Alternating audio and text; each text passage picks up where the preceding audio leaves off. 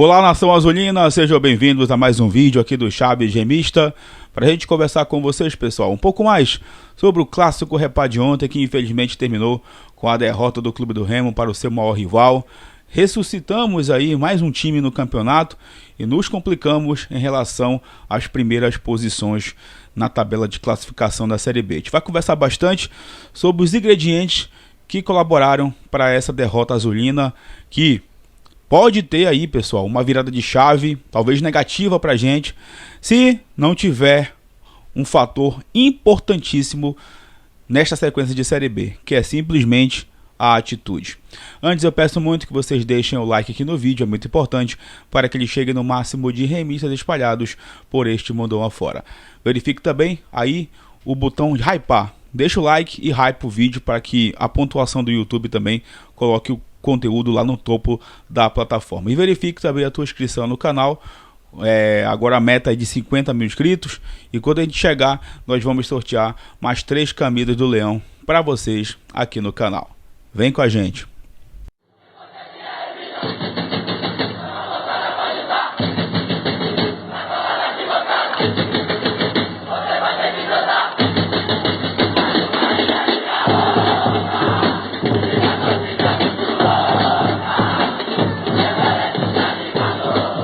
Bom, galera, vamos conversar sobre esse jogo de ontem, esse Repá de número 779, 19 anos depois, na Série B. E assim, eu passei a semana toda falando para vocês de que Repá é um campeonato à parte, de que tabela não entra em campo, de que classificação não entra em campo, elenco no papel não entra em campo, qualidade não entra em campo. Se você não tiver, obviamente, atrelado a tudo isso, uma palavra chamada atitude. Se não tiver atitude, e pode esquecer tudo isso que eu citei aqui. E o Remo deixou a atitude no vestiário. Não entrou com isso, não entrou com brilho nos olhos, não entendeu o que era o clássico. O Paysandu faz um campeonato péssimo, tá? Na zona de rebaixamento. Ontem somou apenas o seu 10º ponto. Foi apenas a sua 2ª vitória no campeonato. Mas os caras tiveram atitude. Tiveram até motivação financeira para ganhar da gente. Então eles entenderam mais uma vez o que é o Repá. Eles sabem o tamanho do jogo. Pelo menos nos últimos jogos eles têm entendido o tamanho do clássico Repá. Só que o que mais preocupa em relação ao Remo, além da falta de atitude, como eu falei, se não tiver atitude, se não entender o que é o Repá, dificilmente as outras coisas aparecem, é justamente a organização do time em campo. Ontem era o primeiro jogo do Antônio Oliveira na frente do Clube do Remo, ele que foi contratado depois de um trabalho muito ruim no esporte, chegou depois de uma longa negociação, foi apresentado na última sexta-feira e veio aí para substituir o Daniel Paulista. Ele mantém ali um time que basicamente vinha jogando nas últimas partidas, e o X da questão dessa atuação do Remo ontem foi o meio de campo. Luan Martins, Pedro Castro e Pavani, os 3 jogadores têm características muito parecidas. Características de segundo volante, nada mais do que isso. São jogadores que estão ali para auxiliar um atleta que poderia fazer a função de um meia, que o Remo até tem no elenco, mas que não tem uma condição física adequada, que é o Regis. Passou essa micro janela aí de 10 dias e o Remo não trouxe esse meia. Até tentou trazer o Jean Carlos, que acabou indo para o Criciúma, mas não contratou. Trouxe atacante, trouxe zagueiro, trouxe volante, mas não trouxe um jogador ali para ser o cérebro do time. E ontem mais uma vez faltou esse jogador na partida diante do nosso maior rival. O Remo entrou no 4-3-3 com Marcelo Rangel, Marcelinho, Cláudio, Camutanga e o Sávio, e o Reinaldo ontem fez falta.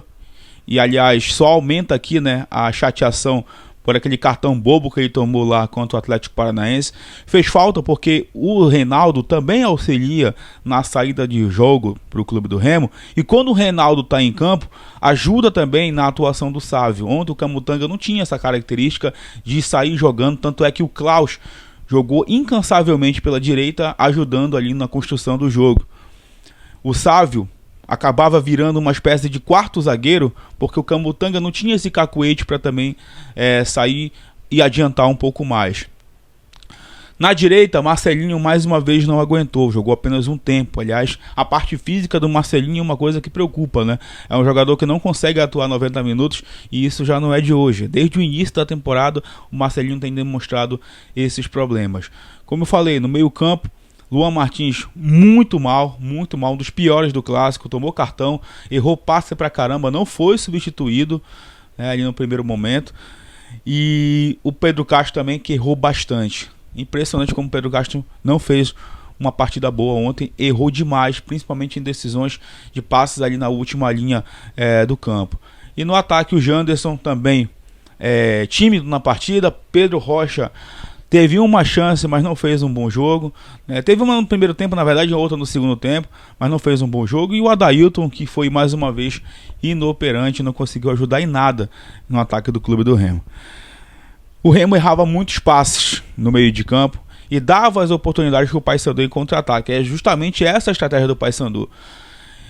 No primeiro tempo eles conseguiram encontrar vários contra-ataques e fizeram o Marcelo Rangel trabalhar. E aliás, já adianto aqui que o Marcelo Rangel foi o melhor jogador do Remo em campo. E se o teu goleiro é o teu melhor jogador, é porque realmente a tua atuação foi muito abaixo. E ontem a atuação do Remo foi muito abaixo. O Remo não entrou em campo. E aí veio o pior de tudo, que foi justamente as substituições do Antônio Oliveira.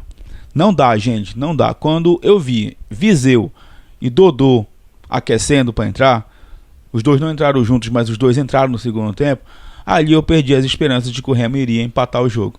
Porque são dois jogadores que não mostraram absolutamente nada ainda em 2025, que prove pra gente, que a gente possa acreditar que eles irão dar a volta por cima, que eles irão fazer os gols e que irão ajudar a gente a vencer as partidas necessárias neste Campeonato Brasileiro da Série B.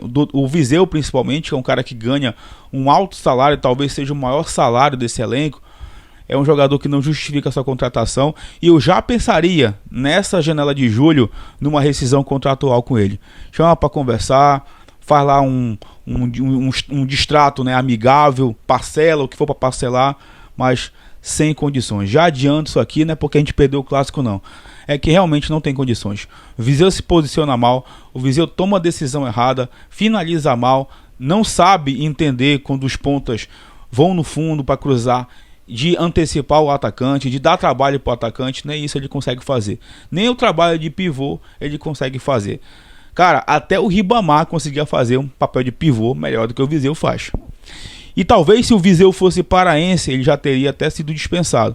Como ele é um cara que veio com toda essa grife que ele veio, até vestiu a camisa 33, ele segue aí sendo escalado. Veio de lesão e já foi escalado ontem de maneira inacreditável. O Dodô então nem se fala, né? Entrou sem vontade alguma, errou escanteio, errou tomada de decisão, errou finalização. Uma lástima.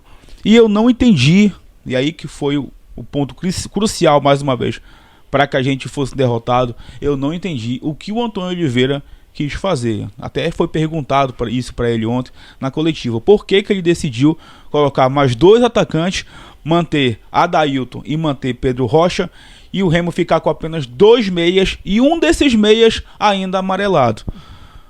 Boa parte do segundo tempo, ali na primeira metade, justamente quando o Paysandu tentava abrir o placar, o Remo tinha muitos problemas no meio de campo, não conseguia ficar com a posse de bola e o Paysandu empurrou o Remo para o seu campo de defesa.